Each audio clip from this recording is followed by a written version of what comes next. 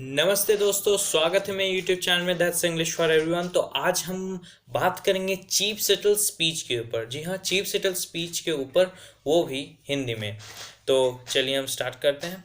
सबसे पहले मैंने चीफ सेटल स्पीच को 10 भागों में डिवाइड किया है।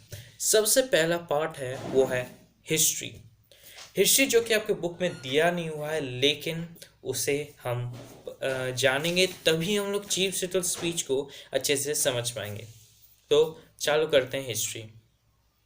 तो जो यूएस प्रेसिडेंट थे, तब के यूएस प्रेसिडेंट थे जिनका नाम था फ्रैंकलिन। तो उन्होंने ये ऐलान किया कि मुझे नॉर्थ वेस्ट रीजन के 200 एकड़ ज़मीन चाहिए। और जो नॉर्थ वेस्ट रीजन था वो बिलोंग करता था रेड इंडियंस को। तो रेड इंडियंस का वो जगह था।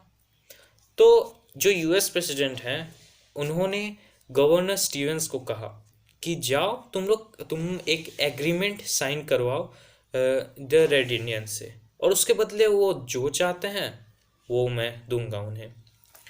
अगर यूएस प्रेसिडेंट चाहते तो वो अपनी यूएस आर्मी दे के रेड इंडियंस को हटा सकते थे, पर उन्होंने ऐसा किया नहीं। उन्होंने गवर्नर स्टीवंस को भेजा वहाँ पर, और फिर उन गवर्नर स्टीवंस ने वहाँ के जो मेन आदमी थे, जो नेटिव्स के मेन आदमी थे, मिस्टर चीफ सिटल, जो चीफ थे सिटल जिनका नाम था, तो चीफ सिटल को कहा गया। फिर ये चीफ सिटल ने ये स्पीच दिया जिन्हें हम चीफ सिटल स्पीच के नाम से जानते हैं। ये पूरा स्पीच जो है, चीफ सिटल ने एक हाथ गवर्नर स्टीवंस के सर के ऊपर रखा और दूसरा हाथ की ये उंगली स्काई को पॉइंट करते हुए दिखाया। मीन्स यहाँ पर गवर्नर स्टीवंस और ये पॉइंट करके, ये उंगली ऊपर स्काई की ओर पॉइंट करके उन्होंने ये पूरा स्पीच दिया था। सबसे पहले मैं कह देना चाहता हूँ कि ये स्पीच जो है ये पूरा नहीं है, ये बस वर्सन 1 है। वर्सन 2 एक्चुअली पॉलिटिक्स है, उसमें लिटिल पॉलिटिक्स है। और जैसे कि एजुकेशन पॉलिटिक्स अलाउ नहीं करता है accept civics and history, except civics and history, politics is not allowed in class 10 standards or below, इसलिए ये वर्सन 2 हमें अलाउड नहीं है। तो चलिए, हिस्ट्री तो हम लोगों ने जान लिया है, अब चीफ सेटल स्पीच के आगे और बढ़ते हैं। तो चीफ सेटल स्पीच का दूसरा पॉइंट है इंट्रोडक्शन, या फिर हम लोग कह सकते हैं कंपैरिजन। यहाँ पर चीफ सेटल कंपेयर करते हैं अपने नेटिव्स को एटमॉस्फेयर या फिर कहते हैं नेचर से, और वाइट इंडियंस को नेचर से कंपेयर करते हैं। वो कहते हैं कि सी द स्काई, ये स्काई को देखिए। ये स्काई ने हम पर सिंपैथी और अवेयरनेस, हर बात में चौकन्ना किया हम लोग को, पर हम लोग को पता नहीं था।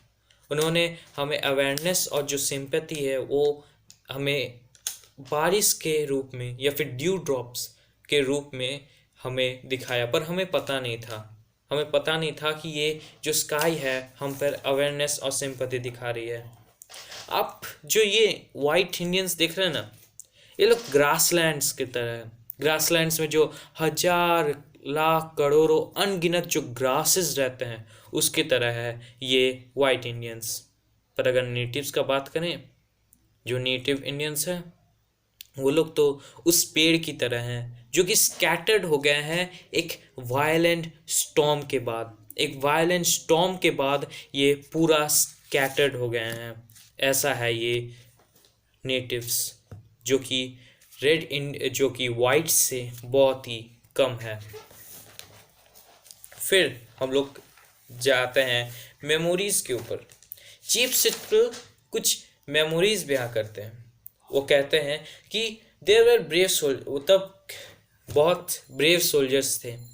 तब बहुत से समुद्र में जो ढेव होते हैं, वेव्स होते हैं जो कि सैंड को छूते हैं, उस तरह ब्रेव सोल्जर्स थे, बहुत सारे थे। पर जैसे कि वो जो वेव्स है, जो सी के जो ढेव्स हैं, वो वापस आते हैं। जितने जल्दी जाते हैं उतने जल्दी वापस आते हैं। तो जितने जल्दी ब्रेव नेटिव्स थे, जितने जल्दी जो ब्रेव नेटिव्स आए थे, जितने जल्दी उन्होंने अपना ब्रेवरी दिखाया, उतना ही जल्दी वो वापस चले गए, उतना ही जल्दी वो ब्रेव सोल्जर्स मर गए हैं और अभी बस उनकी मेमोरीज रह गई है और कुछ भी नहीं रहा, बस उसकी मेमोरीज रह गई है। थर्ड है इम्पल्सिव यूथ। इम्पल्सिव मतलब इरिटेबल या फिर एंग्री यूथ। चीफ सेटल कहते हैं कि भाई ये यूथ जो है ना, ये जो हमारा नया पीढ़ी है वो बहुत ही इम्पल्सिव है, वो बहुत ही एंग्री है और हम इसे कंट्रोल नहीं कर। तो ये जो यूथ है, ये जो नई पीढ़ी है वो बहुत इम्पल्सिव है, बहुत इरिटेबल है।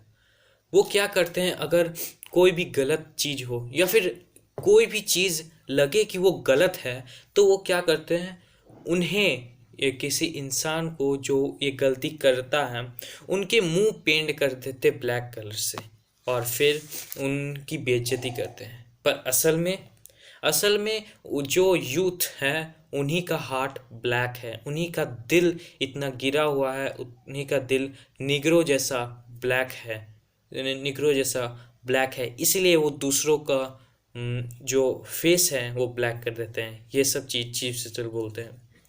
चीफ सेटल साथ ही ये बोलते हैं कि ये जो यूथ है ये रेलेंटलेस है, मतलब इतने इरिटेबल है, इतने एंग्री है कि इन्हें रोका भी नहीं जा सकता।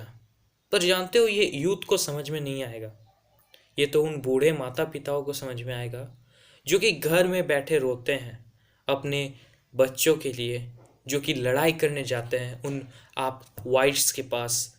गवर्नर स्टीवंस, आप वाइट्स के पास जो लड़ने जाते हैं, मेरे ब्रेव सोल्जर्स में, मेरे जो नए यूथ हैं वो लोग लड़ने जाते हैं और उसी का गम ये समझ पाते हैं ये वृद्धा लोग, मतलब ये बुजुर्ग माता पिता ही समझ पाते हैं, ये यूथ समझ नहीं पाता।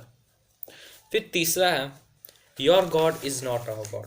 हाँ, your god and my god, ये है पांचवा में ये कहते हैं चीफ सेटल पॉइंट में आते हैं। ठीक है, देखो मुझे तो लगता है कि चीफ सेटल ये बात बोल रहे हैं, चीफ सेटल बोलते हैं कि देखो मुझे तो लगता है कि ये जो एग्रीमेंट है ये बहुत अच्छा है। अगर एक बार ये एग्रीमेंट साइन कर ले तो जो ये सेना है, जो यूएस सेना है, वो हमारे जो हार्बर्स हैं उनको फिल कर जाएंगे, उन्हें भर देंगे अपने शिप से। ये जो यूएस सेना है, ये जो यूएस सेनागन है, अगर वो जो शिमशान्स हैं और जो हैदास और शिमशान्स हैं जो कि एनिमी है हमारे, जो कि एनिमी है नेटिव्स के, उन्हें मार देंगे या फिर उन्हें डरा देंगे ताकि द शिमशान्स और हैदास हमारे बाल बच्चों को, हमारे बूढ़े माता पिताओं को डरा ना सके या फिर कुछ कर ना सके। तो ये बहुत ही फ़ायदेमंद एग्रीमेंट हो सकता है। पर एक चीज़ जानते हैं गवर्नर स्टीवंस, एक चीज़ जानते हैं, आपके जो गॉड है मतलब भगवान है, अर्थात आपके जो यूएस प्रेसिडेंट हैं फ्रैंकलिन महोदय, वो जो यहाँ पर जो गॉड है, God actually means president, US president. God actually मतलब है गॉड का यूएस प्रेसिडेंट, ये गॉड डिनोट करता है यूएस प्रेसिडेंट को। तो गवर्नर स्टीवंस, आपके जो गॉड है मतलब आपके जो यूएस प्रेसिडेंट हैं वो कभी हमारे भगवान रहे ही नहीं। अब आप पूछेंगे क्यों? क्योंकि उन्होंने अपने जो वाइट बच्चे हैं, जो वाइट मेंस हैं, उनका ही ख्याल रखा। आप तब आपके भगवान में हमारे भगवान कैसे हो सकते हैं? उन्हें हरदम राइट्स दिया, उन्हें लॉज दिया, पर आपके भगवान ने अर्थात जो यूएस प्रेसिडेंट फ्रैंकलिन महोदय ने हमें कुछ नहीं दिया, तो हम उन्हें अपना भगवान कैसे कह सकते हैं? आप ही बोलिए, आपके जो भगवान हैं फ्रैंकलिन महोदय, उन्होंने तो हमें कुछ भी नहीं दिया, तो हम भगवान कह कैसे सकते हैं?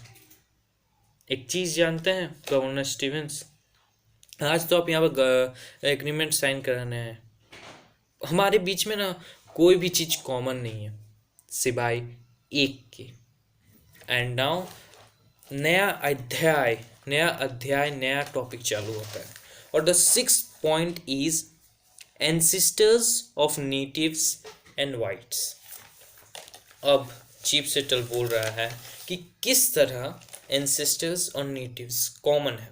तो सुनिए, हमारे जो एंसेस्टर्स हैं, मतलब जो चीफ सेटल के जो एंसेस्टर्स हैं, जो नेटिव इंडियंस हैं, जानते हैं वो टॉम्स में रहते हैं। वो उन्हें हम लोग टॉम्स में रखते हैं।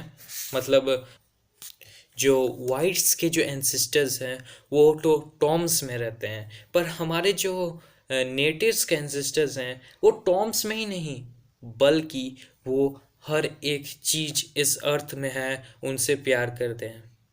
आपका जो रिलीजन है वो होली टेबलेट्स, जो कि जो कि मड के ऊपर लिखा गया था और उसे फिर सुखाया गया था, एक स्क्रिप्ट की तरह आपका रिलीजन के बारे में होली टेबलेट्स में लिखा हुआ था।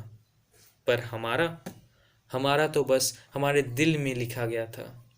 हमारे जो बुजुर्ग थे उन्होंने अपने हमारे रिलीजन के बात दूसरे यूथ को फैलाया, और वो यूथ हमें बताया। और आज आज वो जो इंस्क्रिप्शंस हैं वो सारा चीज़ हमारे दिल में लगा हुआ है, हमारे दिल में लिखा हुआ है। It is written in our hearts.